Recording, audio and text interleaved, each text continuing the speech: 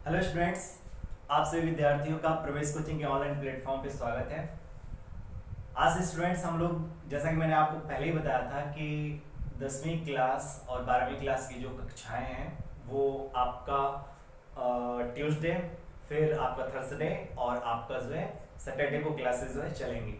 आज आपका ट्यूसडे है और आज आपका ये वीडियो अपलोड करा जा रहा है और आज ही से स्टूडेंट हम लोग अपनी 10वीं की कक्षाएं और आपका 12वीं की कक्षाएं ये सभी क्लासेस जो है आज से स्टार्ट हो जाएंगी, आज से चलेंगी। ठीक है ना। मैं आपको बता दूं स्टूडेंट, दो चार बातें आपसे कुछ करेंगे, ठीक है ना, 2-3 मिनट लेंगे, क्योंकि बाद में जो है स्टूडेंट जो है ना कमेंट करके के बार बार बातें पूछते हैं ना तो अच्छा नहीं लगता है। ठीक है, कुछ ना कुछ चीजें पूछते रहते हैं, तो मैं पहले ही आपको बता दूं। पहली बात तो ये स्टूडेंट्स, ये जो भी वीडियो अपलोड करे जाएंगे 10वीं क्लास का, ठीक है, ये 10वीं क्लास की सभी के सभी वीडियोस, सभी चैप्टर की वीडियोस आपको अपलोड करी जाएंगी। ठीक है, यहाँ पे अपलोड होगा, ऐसा नहीं होगा कि आपको जो है बीच में छोड़ दिया जाएगा, ऐसा नहीं होगा। आपको शुरू से जो है वीडियोस कवर कराई जाएंगी और आपको अंत तक कराई जाएंगी। पहला पॉइंट, मतलब इसमें कोई संदेह नहीं होना चाहिए। ये बार बार आप कमेंट करके न पूछताछ करिएगा कि सर पूरा होगा कि नहीं होगा, मतलब इस तरह का एक डर मत बना कर रखिएगा। ठीक है ना, कंप्लीट आपके सिलेबस कराए जाएंगे, बहुत अच्छी तरीके से कराया जाएगा, कहीं किसी तरह का कोई दिक्कत नहीं होगा। पहला पॉइंट। दूसरा पॉइंट स्टूडेंट्स, कई बार स्टूडेंट्स कमेंट करके हमेशा पूछताछ करते रहते हैं कि सर ये पेड कोर्स है कि नहीं है। तो पहले मैं बता दूं, ये पेड कोर्स नहीं रहेगा। ठीक है, मतलब इसमें कोई भी फीस नहीं रहेगी, एकदम निःशुल्क है, कहीं भी जो है 1 भी रुपया लगने वाला नहीं है, पेड कोर्स नहीं है। पहला, ये 2 पॉइंट्स मैंने क्लियर कर दिए। और तीसरा पॉइंट ये मैं बता दूं स्टूडेंट्स कि जनरली मैंने स्टूडेंट्स को देखा है मैथमेटिक्स जैसे सब्जेक्ट से भागते हुए।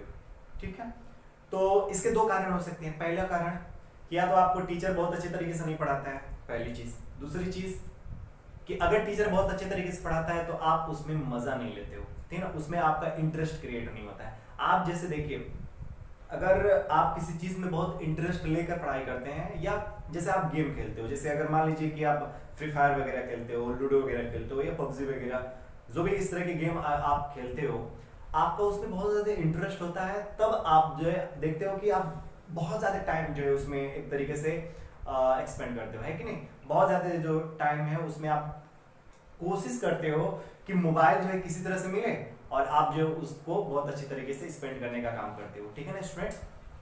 लेकिन मैं आपको बता दूं, ऐसा क्यों कर पाते हो? क्योंकि आपको वहां पे इंटरेस्ट है, गेम से बहुत अच्छा खासा इंटरेस्ट है, तब आप वहां पे इस तरह से काम करते हो। उसी तरह से मैं अपने तरफ से ये कोशिश करूंगा स्टूडेंट्स कि जिन स्टूडेंट्स को मैथमेटिक्स वाले सब्जेक्ट में, मैथमेटिक्स जैसे सब्जेक्ट में अगर आपको डर लगता है, आपको इंटरेस्ट पैदा नहीं होता है, देखो इंटरेस्ट पैदा न होने के पीछे कई कारण हो सकते हैं। पहली बात तो ये है ना कि अगर टीचर आपको समझाता है तो आपको चीजें समझ में ना आए, या उस इंटरेस्ट के साथ अगर टीचर नहीं पढ़ा रहा है तो आपको मजा नहीं आता है। अदरवाइज नहीं तो देखिए, अगर आप मूवीज वगैरह देखने बैठे तो वहां पे आपको इंटरेस्ट पैदा होता है, मजा आता है, इस वजह से आप मूवी 3 घंटा कब बीत जाता है, 2.5 घंटे कब बीत जाते हैं, आपको पता नहीं चलता है स्टूडेंट्स। मैं भरपूर कोशिश करूंगा अपने तरफ से कि आपको मैथमेटिक्स में बहुत अच्छे तरीके से समझाऊं, बहुत कंसेप्ट के साथ समझाऊं, ये मानते हुए मैं आपको समझाऊं कि आपका बेसिक बहुत अच्छा नहीं है, लेकिन फिर भी उस बेसिक को कैसे क्लियर करना है, कैसे आपको उन बेसिक्स को कवर करना है, और कवर करके जो है आप जिस क्लास में उस क्लासेस के क्वेश्चंस को अच्छे तरीके से जो है टैकल करना है, ये आपको मैं श्योर कराऊंगा। मैं कोशिश करूंगा कि आपको ये सब चीजें जो है अच्छी तरीके से समझ में आए, कहीं भी कोई दिक्कत ना हो। तो स्टूडेंट्स, ये जो भी बातें मैंने करा, इन बातों को जो है आप ध्यान से माइंड में रखिएगा। कहीं भी अगर कोई दिक्कत होगी, पहली बात तो ये भी ध्यान में रखिएगा कि अगर आप आगे तभी बढ़ेंगे जब आप अपने कुछ एक तरीके से कर्तव्यों का पालन करेंगे। कुछ आपको पता होना चाहिए कि आपके अधिकार क्या हैं। जैसे एक अधिकार मैं जनरली अपने स्टूडेंट्स से ऑफलाइन क्लासेस में बताता रहता हूँ कि स्टूडेंट्स का ये राइट है, ये अधिकार है कि आप टीचर से क्वेश्चन करो। अगर टीचर कोई टॉपिक पढ़ा रहे हैं और अगर वहां पे आपको अगर कोई डाउट हो रहा है तो ये आपका राइट है, ये आपका अधिकार है कि आप अपने टीचर से क्वेश्चन करिए। बट अगर आप नहीं करते हो तो इसमें आप जिम्मेदार हो, पहला पॉइंट। दूसरा पॉइंट, अगर आप क्वेश्चन करते हो तो टीचर की ये ड्यूटी बनती है, टीचर का एक कर्तव्य बनता है कि वो आपको चीजों को बताए, वो मना नहीं कर सकते। समझ में आ रहा है ना। अगर कोई टीचर मना कर रहा है मतलब वो अपनी ड्यूटी सही से निभा नहीं रहे हैं। समझ में आ रहे हैं ना, वो अपनी ड्यूटी सही से निभा नहीं रहे हैं। मैं अपने तरफ से आपको पहले ही आश्वस्त कर दूं कि आपको कहीं भी इस तरह की कोई दिक्कत नहीं आएगी। अगर कोई भी टॉपिक मैं कवर कराऊंगा, अगर आपको किसी भी तरह का कोई भी डाउट अगर होगा स्टूडेंट्स, तो आप जरूर ऑनलाइन में, खैर आपके पास केवल एक ही सुविधा है कि आप कमेंट करके पूछताछ करिए। तो मैं आपको ये सुविधा जरूर दूंगा कि आप जो है कमेंट करके क्वेश्चंस पूछ सकते हैं। हाँ, जिस दिन ऐसा होगा कि मैं देख पाऊंगा कि कम से कम जो है 20 स्टूडेंट जो है इस चैनल पे जो है बहुत तेजी से एक्टिव हुए हैं, तो मैं कोशिश करूंगा कि ये सभी क्लासेस, अभी देखिए मैं रिकॉर्डेड फॉर्म में दे रहा हूँ, लेकिन अगर मेरे को लगा कि कम से कम 20 स्टूडेंट्स ऑफलाइन में तो है स्टूडेंट्स, हमको कोई वो नहीं है, ऑफलाइन में मैं बच्चों को पढ़ाता रहता हूँ, लेकिन ऑनलाइन में अगर कम से कम 20 स्टूडेंट जो है अगर जुड़ गए अच्छे तरीके से, मतलब रेगुलर क्लास में आना, रेगुलर क्लास में पढ़ाई करना, अगर इस तरह से जुड़ गए तो मैं कोशिश करूंगा इस क्लास को जो है ऑनलाइन कर दूं, मतलब ऑनलाइन पढ़ाई होने लगेगी। इस तरीके से तो मैं आपको रिकॉर्डेड फॉर्म में प्रोवाइड करा रहा हूँ, लेकिन अगर इस तरीके से हो पाएगा तो मैं कोशिश करूंगा ऑनलाइन दूं, लाइव क्लासेस दूं, ठीक है ना, लाइव क्लासेस दूं और लाइव क्लासेस के माध्यम से आपको पढ़ाऊं, ताकि आपका डाउट जो है ना डायरेक्ट आपसे बात हो सके। डायरेक्ट आपसे बात होगा तो डायरेक्ट डाउट आपका क्लियर होगा ना। तो इस वजह से आपने अभी तक जो भी प्रवेश कोचिंग को लाड प्यार दिया है, हमें जो लाड प्यार दिया है, उसके लिए मैं आपका जो है बहुत शुक्रगुजार हूँ, और इसी तरह से अपने लाड प्यार को बनाए रखिए। हम लोग जो है आगे आप ही के लिए बहुत मैं मेहनत कर रहा हूँ कि आप अपनी क्लासेस में बेस्ट रिजल्ट लाइए, ठीक है ना, आप जहाँ भी रहिए बेस्ट रहिए, ठीक है।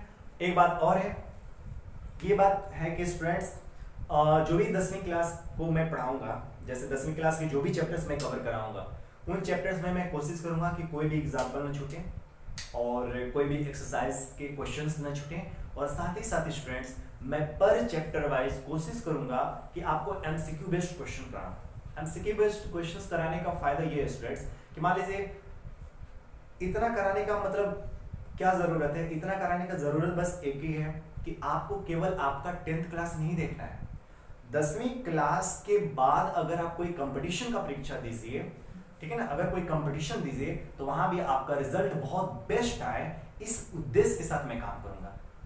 तो जो एमसीक्यू बेस्ड क्वेश्चन होंगे वो आपको कंपटीशन के लिए भी बहुत अच्छे तरीके से तैयार करेंगे स्टूडेंट्स, ठीक है ना। तो यही सब बातें हैं और अच्छी तरीके से मैं कोशिश करूंगा कि आपको कहीं दिक्कत ना हो। फिर भी अगर स्टूडेंट्स अगर आपको कहीं दिक्कत होती है, किसी भी तरह का कोई प्रॉब्लम आती है, तो आपकी जिम्मेदारी बनती है क्वेश्चन करना। मैं फिर से बता दे रहा हूँ, क्वेश्चन करिएगा, और क्वेश्चन करने का एक ही जरिया है, कमेंट बॉक्स, ठीक है ना, आपको कमेंट करना है, क्वेश्चन करना है।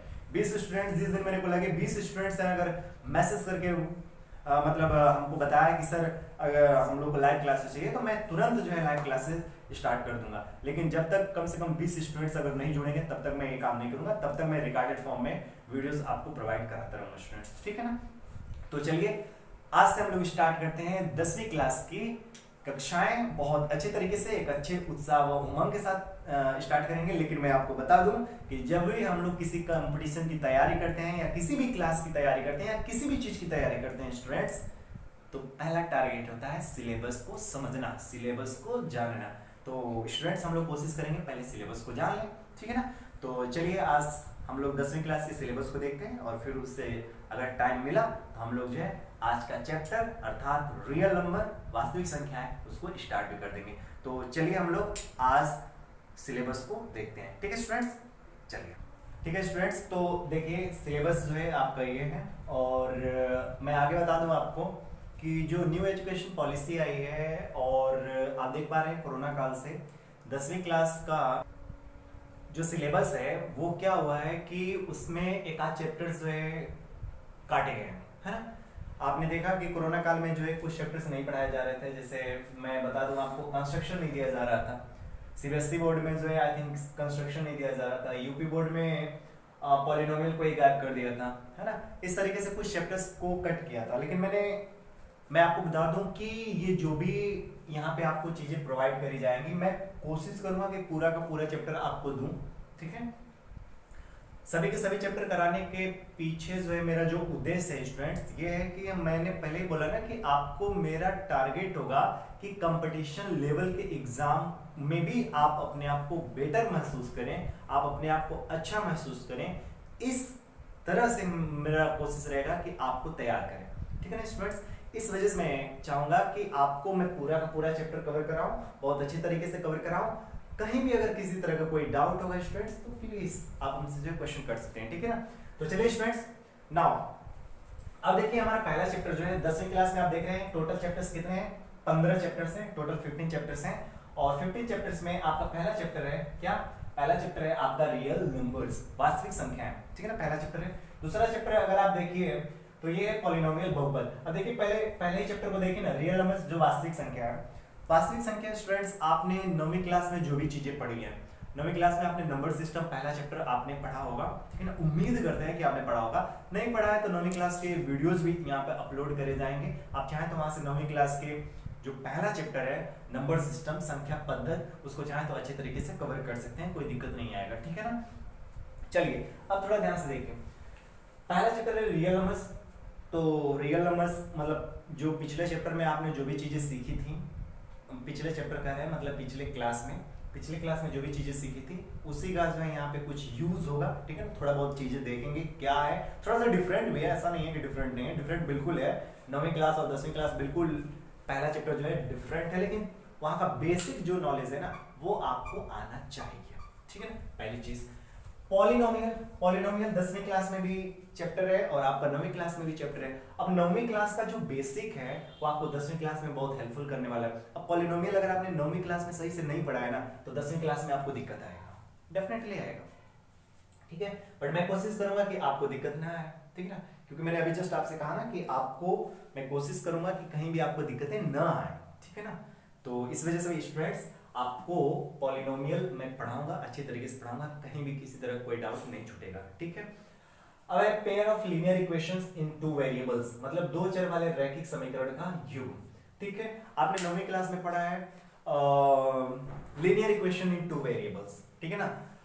रैखिक समीकरण मतलब दो चर वाले रैखिक समीकरण आपने ये पढ़ा है, दो चर वाले रैखिक समीकरण पढ़ा है आपने 9वीं क्लास में। जबकि 10वीं क्लास में हम लोग क्या पढ़ने जा रहे हैं, pair of linear equation in two variables, मतलब linear equation in two variables ही रहने वाले हैं, मतलब दो चर वाले रैखिक समीकरण ही रहने वाले हैं, लेकिन यहाँ पे पेयर्स में रहेंगे, दो लोग रहेंगे, लीनियर इक्वेशन एक, लीनियर इक्वेशन दो, दो लीनियर इक्वेशन एक साथ होंगे और उनके आधार पर स्टूडेंट्स जो क्वेश्चंस बनाए जाएंगे उसको हम लोग अच्छे तरीके से देखेंगे, ठीक है ना। चलिए ये क्वाड्रेटिक इक्वेशन देखिए, चौथा चैप्टर जो है क्वाड्रेटिक इक्वेशन देखिए। क्वाड्रेटिक इक्वेशन से आप भली बात जो है आप परिचित भी होंगे, 7वीं 8वीं से आप पढ़ते आ रहे हैं, छोटी छोटी इक्वेशंस होती हैं, उनको कैसे हैंडल करना है, कैसे उसको सॉल्व करना है, ये सब आपको आता है। आई थिंक मेरे को ऐसा लगता है कि आपको जानकारी है, नहीं भी है तो यहाँ पे मिलेगा, है ना, नहीं भी है तो आपको जानकारी मिलेगा।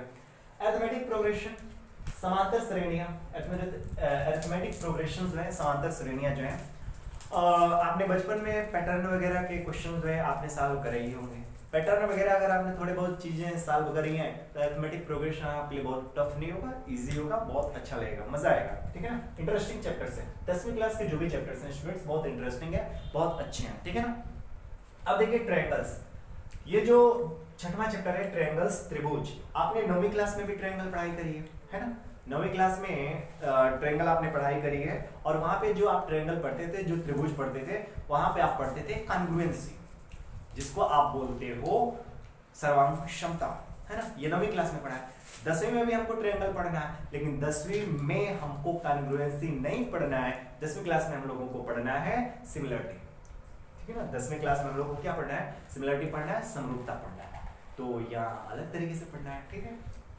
अगला है कोऑर्डिनेट ज्योमेट्री, देखो ये भी 9वीं क्लास से रिलेटेड है, मतलब आप देख पा रहे हैं स्टूडेंट्स कि यहाँ तक जो भी चैप्टर्स आए हैं, ठीक है ना, अभी आगे भी आने वाले चैप्टर्स हैं, वो अधिकतर चीजें आपकी 9वीं क्लास से रिलेट कर रही हैं, है कि नहीं।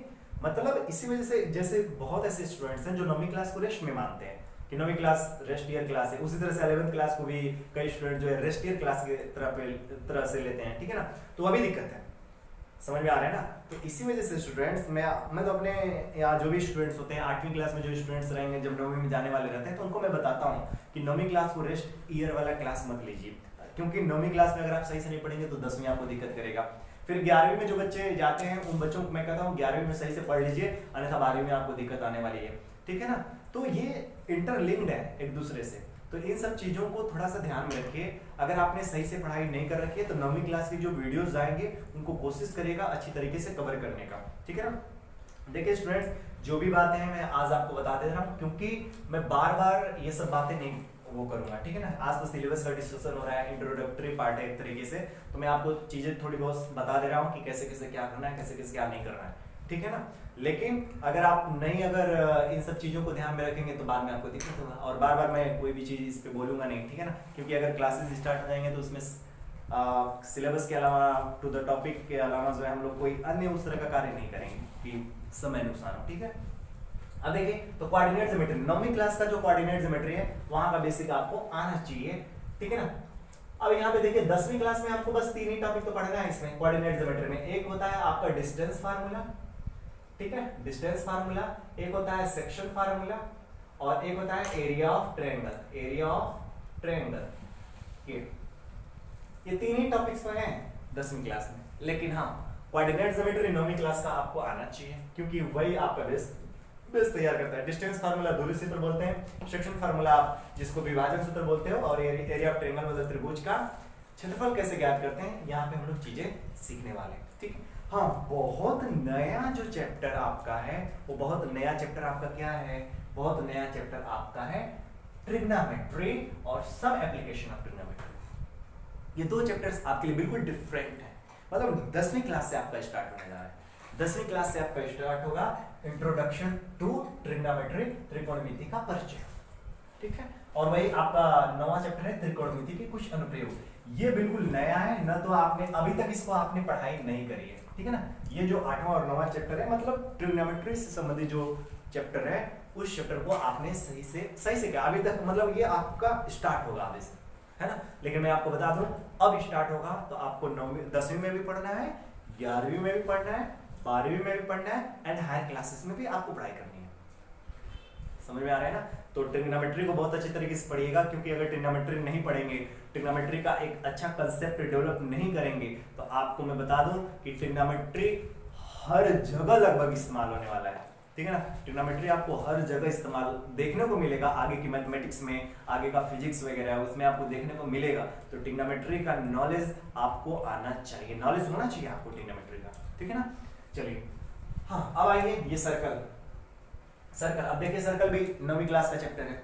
9वीं क्लास के सर्कल में क्या है कि सर्कल से संबंधित बहुत बेसिक कंसेप्ट आपका 9वीं क्लास में है, मतलब आपका बेस तैयार हो जाता है 9वीं क्लास से। और मैं आपको बता दूं कि ये जो सर्कल का चैप्टर है, ये सर्कल के चैप्टर से संबंधित जो बेसिक कंसेप्ट है, उन बेसिक कंसेप्ट का वीडियोस इस चैनल पे जो मैंने पहले से अपलोड कर रखे हैं, बहुत अच्छे तरीके से अपलोड कर रखा है, बहुत अच्छे तरीके से उसमें मैंने पढ़ा रखा है। अगर आपका बेसिक तैयार नहीं है तो आप चाहें तो उन वीडियोस को देखकर अपने नॉलेज को बूस्ट कर सकते हैं, अपने नॉलेज को बढ़ा सकते हैं, और फिर अगर आप इस चैप्टर को पढ़ेंगे तो आपको मजा आएगा, कोई दिक्कत नहीं आएगा।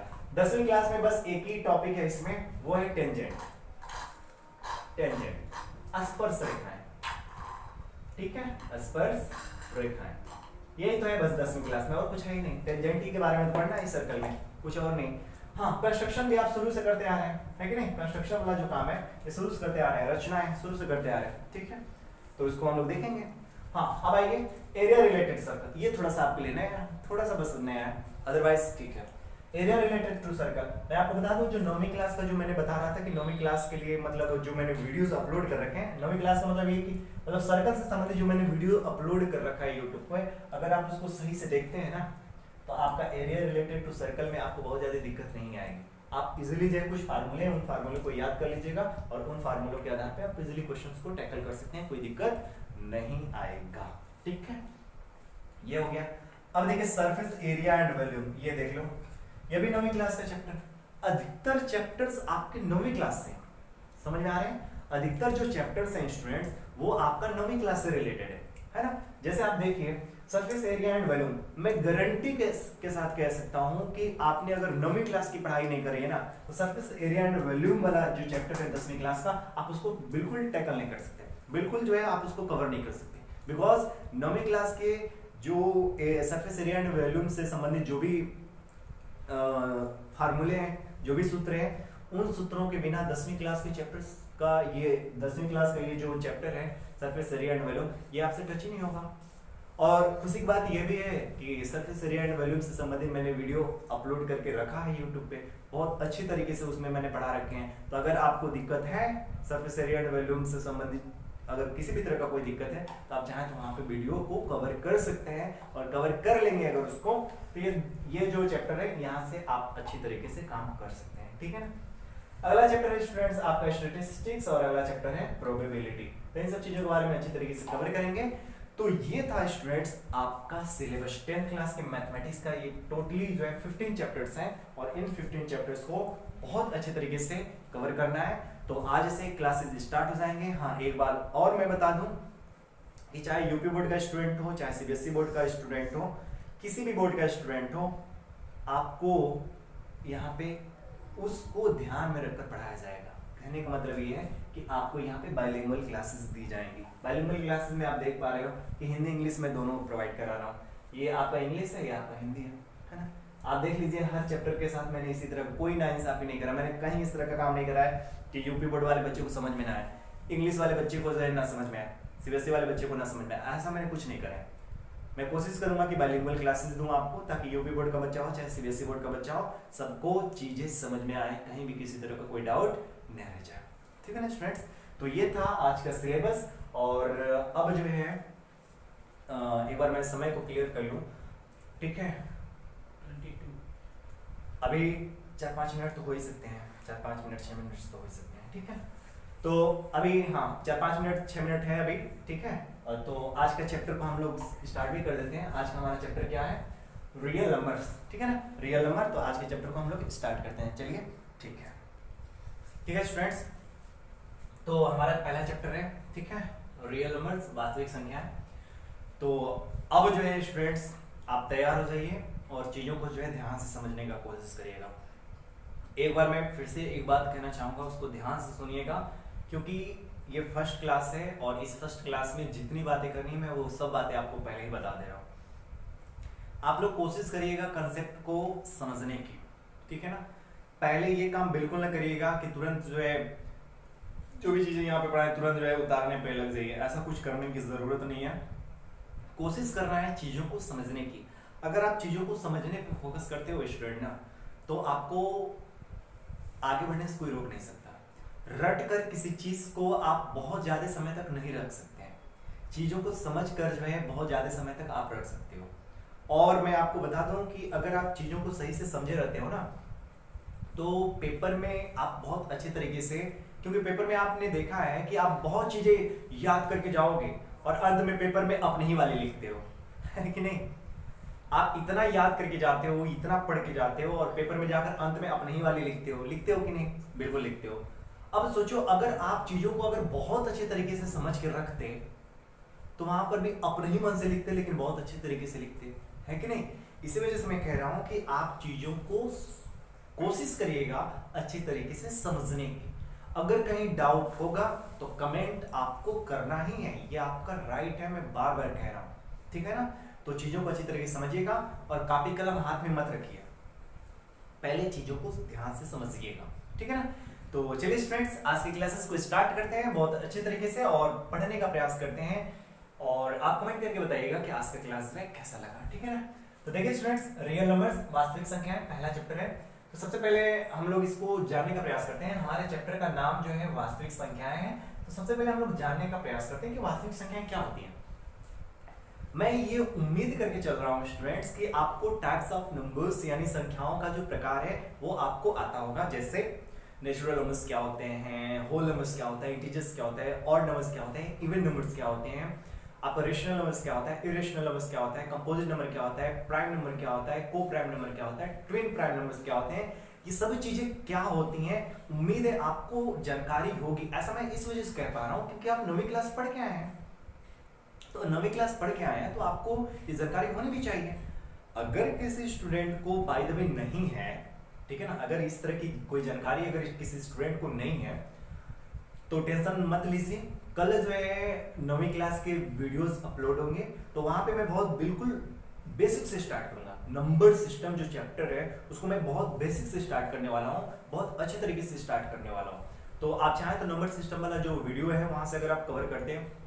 देखिए स्टूडेंट्स, भले ही आप हायर क्लासेस में आ चुके हैं लेकिन अगर आप पीछे गलतियां करें, पीछे की चीजों को नहीं सही से सीखे हैं, तो आप फिर से पीछे जाकर चीजों को सीखिए। एक अच्छे स्टूडेंट की वही पहचान है, इसमें कोई शर्म नहीं होना चाहिए। मैं आपको बता दूं, ऑफलाइन क्लासेस में मेरे यहाँ 12वीं का पढ़ने वाला अगर कोई लड़का है या 12वीं का पढ़ने वाला कोई स्टूडेंट है, तो अगर उस स्टूडेंट को बहुत बेसिक चीज नहीं आती है ना मैथमेटिक्स की, तो अगर मान लीजिए क्लास में ढेर सारे बच्चे बैठे हुए हैं, उनको मैं 12वीं क्लास का मतलब 12वीं क्लास में पढ़ा रहा हूँ, मैथमेटिक्स पढ़ा रहा हूँ, उसमें बहुत बेसिक चीज उस बच्चे को आ ही नहीं रही है। जैसे मान लीजिए अगर कहीं आगे क्वाड्रेटिक इक्वेशन सॉल्व करने को, और उस बच्चे को आ ही नहीं रहा है क्वाड्रेटिक इक्वेशन कैसे सॉल्व करेंगे, तो अब वैसे कंडीशन में क्या करते हैं कि उस बच्चे को अब वहां पे कितना भी समझाएंगे समझ नहीं पाएगा, क्योंकि अगर उसको समझाएंगे तो बाकी बच्चों का एक तरीके से समय नुकसान है, क्योंकि अब 12वीं क्लास में आपको क्वाड्रेटिक इक्वेशन सिखाया जाएगा नहीं। तो ऐसे कंडीशन में उस बच्चे को कहा जाता है कि आप इस समय क्लासेस को तो कवर करिए ही करिए। आप क्या करिए कि अगर कहीं आपको 9वीं 10वीं पढ़ाया जा रहा है, क्योंकि 9वीं 10वीं में आपको क्वाड्रेटिक इक्वेशन, जैसे 10वीं क्लास में है तो 10वीं क्लास में क्वाड्रेटिक इक्वेशन है, तो बताया जाता है कि 10वीं क्लास में क्वाड्रेटिक इक्वेशन पढ़ाया जाए, तो वहां पे पढ़ लीजिए। अच्छी बात तो यह है कि हम लोग जब ऑफलाइन क्लास में बच्चा जब 10वीं क्लास, मान लीजिए 12वीं वाला बच्चा जब 10वीं क्लास में बैठकर पढ़ने जाता है ना, पढ़ने जाता है तो कोई भी फीस नहीं होता, 12वीं का ही बस वो फीस देता है, 10वीं का कोई फीस नहीं लिया जाता है। मतलब हमने ऑफलाइन क्लासेस में ये सुविधा कर रखी है बच्चों के लिए कि अगर आपका बेसिक कमजोर है तो आप चाहें तो छोटे क्लासेस में बैठकर, अपने से छोटे क्लासेस में बैठकर अपने बेस को तैयार कर सकते हैं। ये सुविधा हमने दे रखी है, तो वही सुविधा आपको भी हम दे रहे हैं।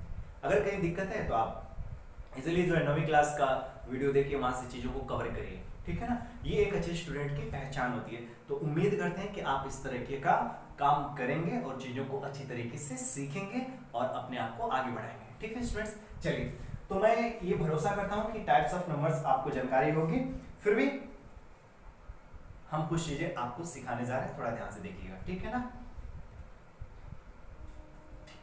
अब देखिए, वास्तविक संख्या जानने से पहले हमको दो संख्याओं के बारे में बहुत अच्छी जानकारी होनी चाहिए, और एक संख्या है रेशनल नंबर, ठीक है ना, जिसको आप बोलते हो परिमेय संख्या, रेशनल नंबर परिमेय संख्या, और दूसरा होता है इरेशनल नंबर, जिसको आप बोलते हो अपरिमेय संख्या, ठीक है। रेशनल नंबर और इरेशनल नंबर जो है, इन पे तो मैं बहुत एक अच्छा ठीक ठाक जो है मैं कोशिश करता हूँ, लेक्चर फ्लो करता हूँ, बट यहाँ पे मैं उतना बेसिक में नहीं जाऊँगा। बस नॉर्मली जो आप डेफिनेशन शुरू से सुनते आए हैं, बचपन से सुनते हैं, वही डेफिनेशन में देकर आपको डायरेक्ट यहाँ पे कर दे रहा हूँ, मतलब आपको समझा दूंगा। लेकिन अगर आपको बहुत अच्छे तरीके से समझना है चीज़ों को, तो 9वीं क्लास में जो वीडियो अपलोड होगा वहाँ से आप चीज़ों को अच्छे तरीके से कवर कर लीजिएगा, ठीक है ना।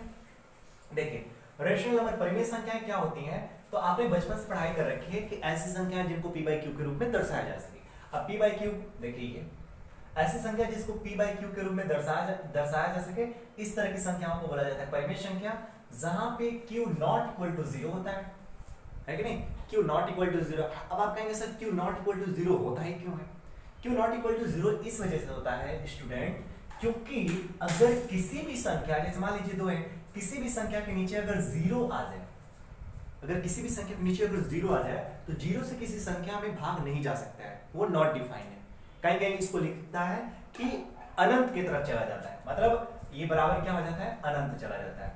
कहीं कहीं इस तरह से लिखता है, कहीं कहीं ये लिखता है नॉट डिफाइंड। एक्चुअल में ये सही है, एक्चुअल में ये सही है, नॉट डिफाइंड। ये अपरिभाषित है, अभी परिभाषित ही नहीं है, अभी डिफाइंड ही नहीं है। समझ में आ रहा है ना। तो इस वजह से q नॉट इक्वल टू 0 लिया जाता है, मतलब डिनोमिनेटर जो होता है उसको 0 लिया जाता है, पहली चीज। दूसरी चीज स्टूडेंट्स, यहाँ पे जो p और q होता है ना, ये इंटीजर होता है।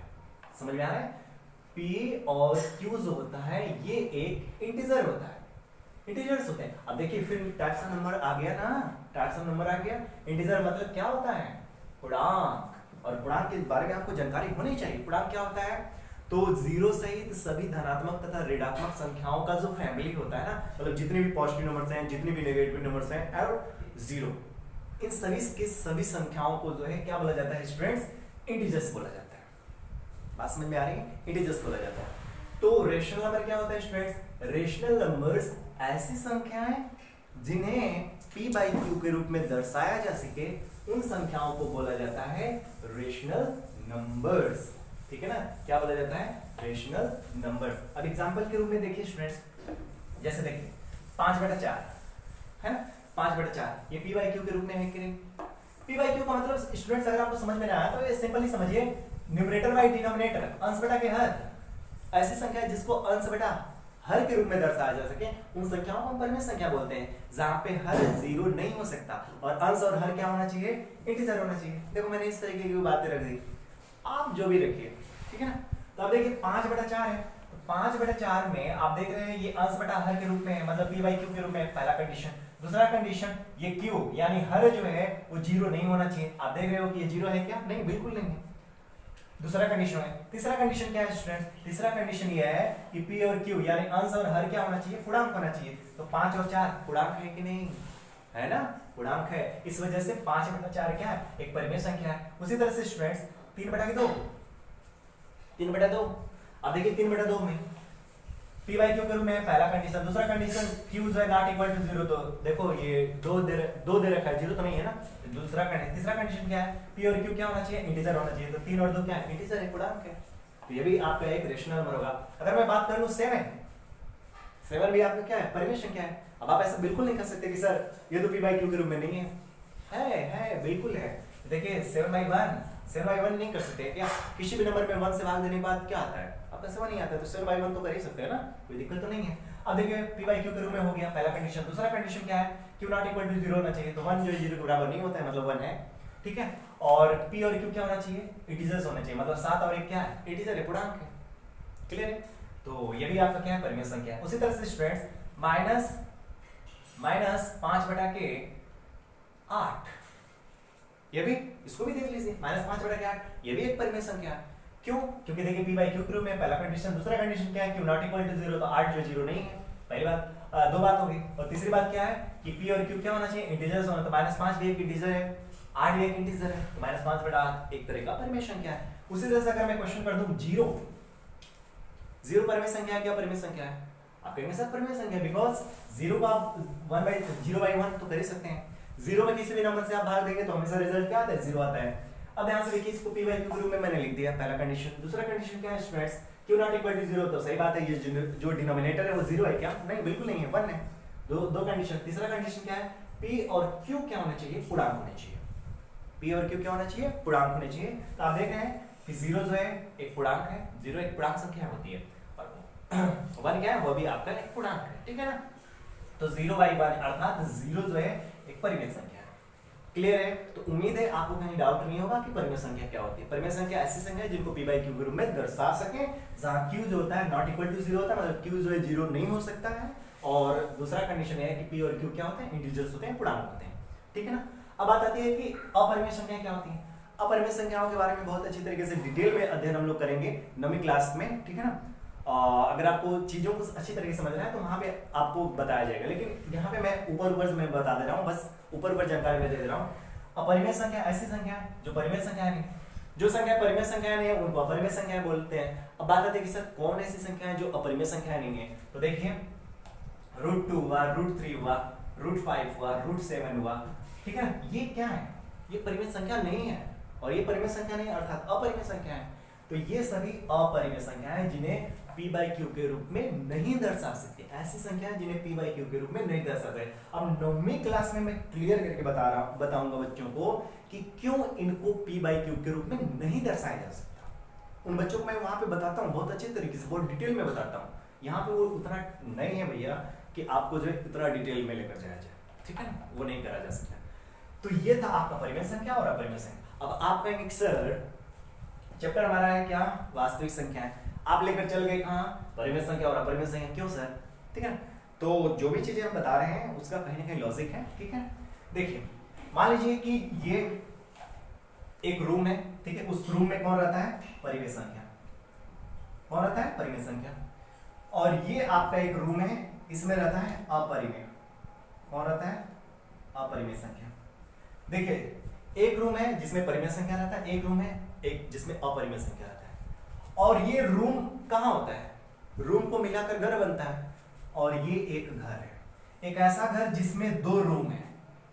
तो देखो एक रूम का नाम है परिमेय, एक रूम का नाम है अपरिमेय, तो उस घर का क्या नाम है? उस घर का नाम है वास्तविक संख्या। क्या नाम है? वास्तविक संख्या। अर्थात परिमेय संख्या और अपरिमेय संख्या का जो परिवार होता है ना, उसे ही हम लोग वास्तविक संख्या बोलते हैं। अर्थात अगर किसी घर में, ध्यान से समझिए, अगर किसी घर में परिमेय संख्या रह रहा हो और अपरिमेय संख्या रह रहा हो, तो उस घर का क्या नाम है? उस घर का नाम है क्या? वास्तविक संख्या। यानी वास्तविक संख्या को अगर घर माना जाए तो उस घर में रहने वाले कौन कौन लोग हैं? उस घर में रहने वाली परिमेय संख्याएं हैं और अपरिमेय संख्याएं। समझ में आ रही है ना? अर्थात जितनी भी परिमेय संख्याएं होती हैं उन सभी परिमेय संख्याओं को वास्तविक संख्या बोलते हैं। जितनी भी अपरिमेय संख्याएं होती हैं उन सभी अपरिमेय संख्याओं को क्या बोला जाता है? वास्तविक संख्या बोला जाता है। समझ में आ रहा है ना? जितनी परिमेय है सभी वास्तविक संख्या है, जितनी अपरिमेय है सभी वास्तविक संख्या है। अर्थात 5/4 परिमेय तो है लेकिन वास्तविक भी है, 3/2 परिमेय तो है लेकिन वास्तविक भी है, 7/1 परिमेय तो है लेकिन वास्तविक भी है, -5/8 परिमेय तो है लेकिन वास्तविक भी है, 0 परिमेय तो है लेकिन वास्तविक भी है। उसी तरह से √2 अपरिमेय तो है लेकिन वास्तविक भी है, √3 अपरिमेय तो है लेकिन वास्तविक भी है, √5 अपरिमेय तो है लेकिन वास्तविक भी है, √7 अपरिमेय तो है लेकिन वास्तविक भी है। तो इस तरीके से आपने क्या सीखा कि जितनी भी परिमेय संख्याएं होती हैं, जितनी भी अपरिमेय संख्याएं होती हैं, ये सभी की सभी संख्याओं को वास्तविक संख्याएं बोलते हैं। ठीक है ना? तो उम्मीद है स्टूडेंट्स आज का क्लास आपको समझ में आया होगा, कहीं भी आपको कोई दिक्कत नहीं होगा। अगर आज के क्लास में किसी भी तरह का कोई डाउट होगा स्टूडेंट्स तो जरूर पूछताछ करिएगा, कमेंट जरूर करिएगा। ठीक है ना? कहीं भी कोई दिक्कत नहीं होनी चाहिए स्टूडेंट्स। ठीक है ना? तो आज का क्लास कैसा रहा जरूर कमेंट करके बताइएगा। अब मिलेंगे हम लोग नेक्स्ट क्लास में, अच्छे तरीके से इस चैप्टर को हम लोग कवर करेंगे। ठीक है ना स्टूडेंट्स? Okay, bye bye.